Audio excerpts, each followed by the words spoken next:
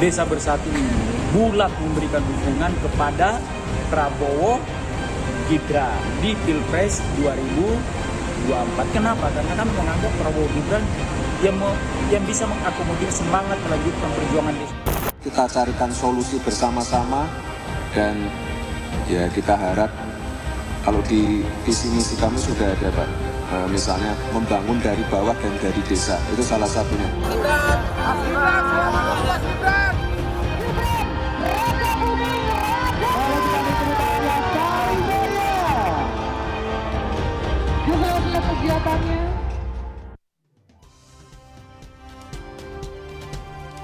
Masih bersama saya Maidop Elfrina dan masih disiarkan langsung dari studio mini KPU Kompas TV ada di kantor KPU di kawasan Jakarta. Saudara, kami lanjutkan informasi di Rumah Pemilu hari ini.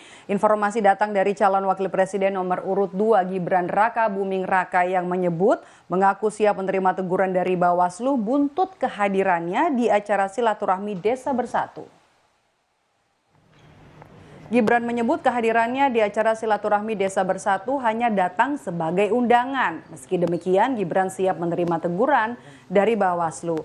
Sebelumnya Bawaslu berencana akan memanggil panitia acara deklarasi dukungan kepada pasangan Prabowo Subianto dan Gibran Raka Buming Raka. Ya nanti kalau ada teguran-teguran nanti kami terima tegurannya ya. Yang jelas kami datang sebagai undangan, saya datangnya pas penutupan. Oke? Sebelumnya calon wakil presiden nomor urut 2 Gibran Raka Buming Raka hadir dalam acara silaturahmi nasional bersatu yang digelar oleh organisasi yang tergabung dalam Desa Bersatu pada hari Minggu 19 November kemarin. Dalam pidatonya, Gibran Raka Buming Raka menyebut akan menampung aspirasi para kepala daerah yang tergabung dalam organisasi Desa Bersatu dan berencana bertemu untuk berdiskusi pada pekan depan.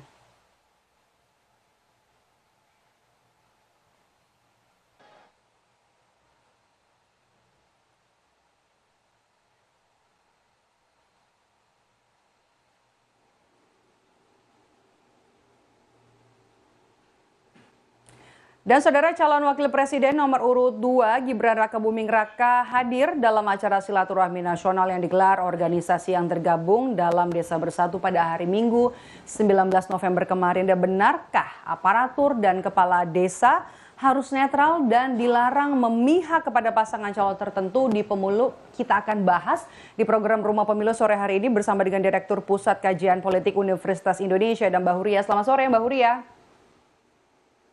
Selamat sore Mbak Maidov.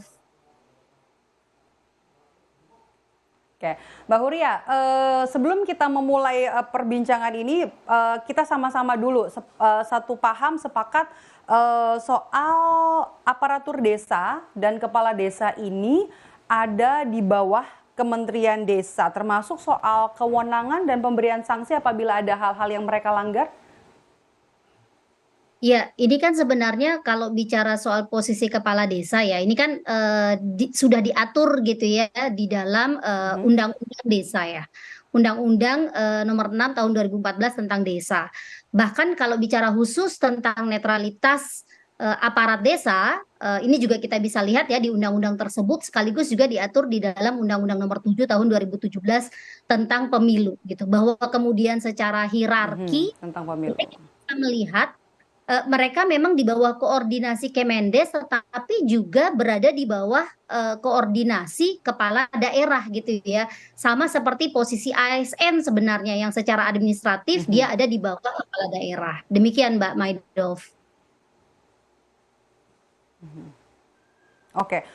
Kalau kejadiannya seperti kemarin yang terjadi di Indonesia Arena, ada sebenarnya kan tidak jelas ya memberikan dukungan, tapi kan ada kemungkinan pemberian dukungan di balik layar. Kalau sudah begini, sanksinya bakal seperti apa dan siapa yang akan memberi sanksi dalam kasus ini?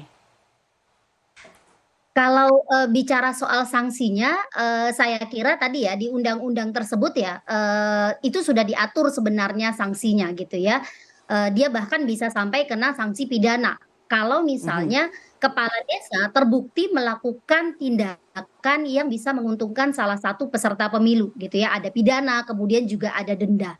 Cuma menurut saya persoalannya saat ini bukan pada sanksinya sebenarnya gitu ya. Ada regulasinya jelas, ada mekanisme sanksi yang diatur, tetapi juga ada celah gitu ya di dalam regulasi sebenarnya. Karena regulasi mengenai netralitas di dalam pemilu itu secara khusus biasanya memang melekat pada ASN dan juga TNI serta Polri gitu ya. Di luar itu kan tidak diatur secara jelas sebenarnya mengenai netralitas perangkat desa. Bahkan juga kalau kita bicara tentang netralitas penyelenggara negara, netralitas pejabat publik gitu ya, termasuk dalam hal ini misalnya presiden, kepala Jadi Anda daerah merasa gitu ya. aturan kepada kepala daerah, kepala desa maksud saya dan perangkat desa ini tidak serigid aturan untuk ASN begitu ya Mbak, ada celah yang bisa dipakai untuk menggalang dukungan dari kepala desa dan perangkat desa ini, menurut Anda begitu? Ya, betul sekali Mbak Maidov. Bahkan kalau kita bicara soal netralitas sendiri ya, walaupun sudah diatur di dalam undang-undang ASN gitu ya, kemudian juga TNI Polri, itu pun juga banyak celahnya. Itu sebabnya kita bisa lihat sebenarnya di tren pemilu-pemilu sebelumnya, baik itu pemilu 2019 maupun pemilu pilkada 2020 ya kan, faktanya ternyata ada banyak sekali ASN yang melakukan pelanggaran terhadap prinsip netralitas ini gitu ya. Ada sanksi yang diberikan, tetapi saya kira karena tidak ada efek jera di situ gitu ya, kemudian juga bagaimana implementasi pemberian sanksi itu juga tidak jelas karena mekanisme yang dipakai adalah mekanisme internal birokrasi. Akhirnya praktik keberpihakan gitu ya, aparatur dan alat-alat negara sangat sering kita temui di dalam pemilu kita gitu ya. Termasuk saya kira nanti di pemilu 2024.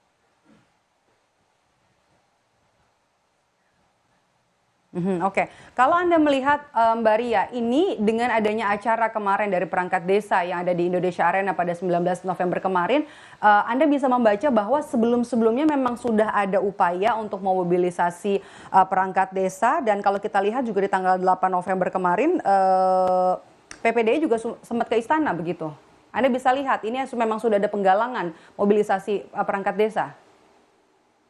Saya kira indikasinya sudah sangat jelas ya Mbak Maidov. Bahkan bukan hanya kita lihat di tanggal 7 November kemarin ya, ketika Asosiasi Kepala Desa menghadap Presiden di istana. Dari tahun lalu sebenarnya kita sudah melihat gitu ya, ada manuver yang dilakukan gitu Sudah bisa membaca. antara elektoral dengan perangkat desa, utamanya adalah kepala desa gitu ya. Sudah ada kan pada saat pertemuan Presiden Jokowi misalnya dengan kepala desa di tahun 2022 lalu, kalau nggak salah di bulan Maret gitu ya, itu kan isunya sudah mulai bergulir ketika ada aspirasi yang disampaikan oleh kepala desa khusus membahas tentang masa jabatan. Nah, aspirasi ini kan juga sangat rentan sebenarnya gitu ya dipolitisasi, karena apa? Aktor elektoral dalam hal ini bisa saja kemudian menjanjikan gitu ya, bahwa pemerintah akan memperpanjang masa jabatan kepresidenan, masa jabatan kepala desa. Tapi kan tidak ada makan siang Kepala gratis desa. ya. Jadi ya kemudian ada akomodasi aspirasi dan kepentingan dari kepala desa.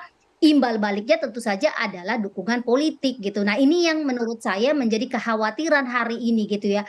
Peristiwa-peristiwa sebelumnya yang memperlihatkan bahwa ada pertemuan-pertemuan yang dilakukan gitu antara kepala desa dengan presiden, membuat publik menjadi skeptis bahwa kepala desa yang seharusnya memang netral gitu ya, ini justru malah menunjukkan keberpihakan kepada salah satu kontestan tertentu. Bahkan meskipun misalnya dukungan itu tidak sampaikan secara eksplisit gitu ya, tidak ada simbol-simbol yang memperlihatkan kepala desa, aparatur desa mendukung Kampanye di balik layar lah begitu. Menghadapi ini apa yang harus dilakukan oleh penyelenggara pemilu, Mbak Ria?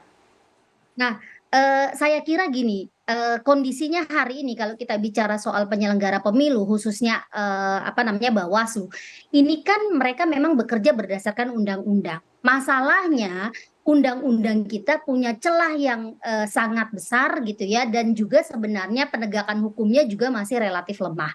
Undang-undang pemilu hanya mengatur misalnya masa kampanye itu apa namanya, pada periode yang jelas gitu. Jadi ketika misalnya ada upaya-upaya mobilisasi, upaya melakukan kampanye di tahapan kampanye, itu kan tidak bisa apa namanya, tidak bisa dikenakan sanksi gitu ya, tidak bisa diatur gitu oleh Bawaslu. Demikian juga misalnya kalau bicara soal netralitas gitu ya. Kalau untuk ASN, TNI, Polri karena aturannya jelas Oke. itu masih dimungkinkan, tetapi kepala desa ini kan nggak jelas gitu ya. Oke, Mbak Ria, kalau kita bahas soal perangkat desa dan kepala desa ini, Anda melihat seperti ada pembiarankah karena aturannya juga belum jelas atau masih ada celah di sini? Dan menurut Anda, yang jadi pertanyaan terakhir saya, menurut Anda, apakah ini juga bisa menjadi nilai elektoral kepada salah satu pasangan calon? Karena kan di Indonesia ada banyak jumlah desa, ada 8.000 lebih, koreksi kalau saya salah. Apakah ini bisa menambah nilai elektoral untuk pasangan yang kemudian mendapatkan dukungan dari perangkat desa ini? Iya, karena kan jumlahnya banyak ya. Kepala desa juga apalagi ya dengan adanya apa namanya, dana desa ini kan juga sangat rentan ya dipolitisasi. Sebenarnya kalau kita bicara aturan, aturannya kan berubah gitu ya. Regulasi pemilu kita masih sama pakai Undang-Undang Pemilu 2017 gitu ya. Tetapi isu mengenai netralitas 17. kepala desa hari ini menjadi apa namanya, mencuat gitu ya, karena ini tadi ada manuver politik yang dilakukan aktor elektoral, ada upaya politisasi dan mobilisasi kepala daerah untuk mendukung salah satu calon gitu ya. Bahwa Pak Jokowi misalnya sebagai presiden petahana dia tidak bisa lagi berkontestasi, iya.